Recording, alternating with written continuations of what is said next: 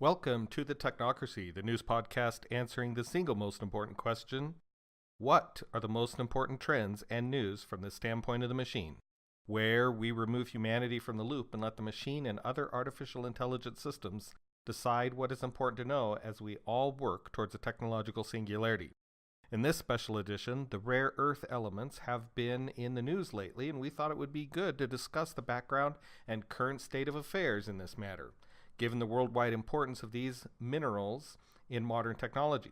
This might also give you context as to why this is included in the computational model of the Singularity Index, or SI. As detailed in Hobart M. King's excellent article on geology.com, the uses of these minerals span the gamut across the industries in our modern world, from aerospace to consumer electronics, defense to medical devices. Nearly every aspect of our modern society is reliant on these substances to some extent.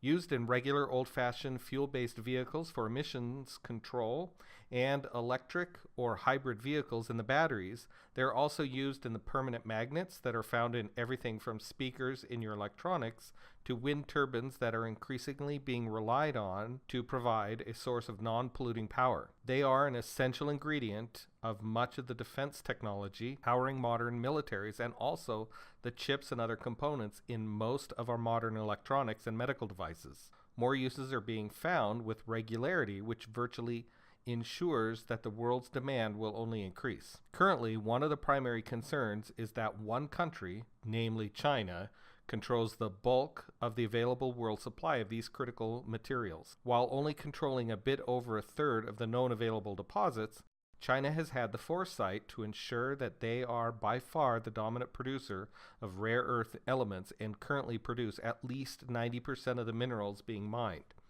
A decision by China, the number one consumer also, to cease exports of these minerals would effectively cripple the ability of industries in Japan and the United States, the next two largest consumers, to produce the goods they currently produce using these materials. As it takes a minimum of a few years for a mining company to develop a site and ramp up production, this situation seems unlikely to change anytime soon. We note, however, that this seems like an unlikely scenario given that the bulk of China's consumption is likely in the electronics they produce for export, and that they would almost assuredly lose needed revenue, both from the losses associated with the minerals themselves and the very probable decline in exports of the electronics as the rest of the world developed alternative supplies and products in response.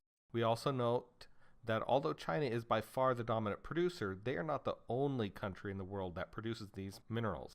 There are at least 7 other countries that currently produce supplies of these elements in not insignificant amounts, Australia and Russia being the next largest producers behind China. The leading Australian company, Lynas Corporation, has a Chinese company as a majority stakeholder as of 2009, and Chinese companies have also purchased other resources outside of China itself. Russia has been reported to be actively working to increase their domestic production capability. The United States, on the other hand, seems to have a bit of a split personality when it comes to this issue. In 2015, the only producing mine in the United States shut down due to a lack of profitability. In 2017, the mine was then auctioned off to a Chinese-led consortium. This was then followed in 2018 by an introduction of a bill to the United States Congress, which outlined the need to ensure that there was a United States domestic supply of these critical minerals. Meanwhile, there is an effort to develop other sites within the United States and to develop new technologies such as extracting these elements from coal waste to ensure there is a domestic supply for their use. None of these efforts are expected to result in any significant production till at least 2020, however.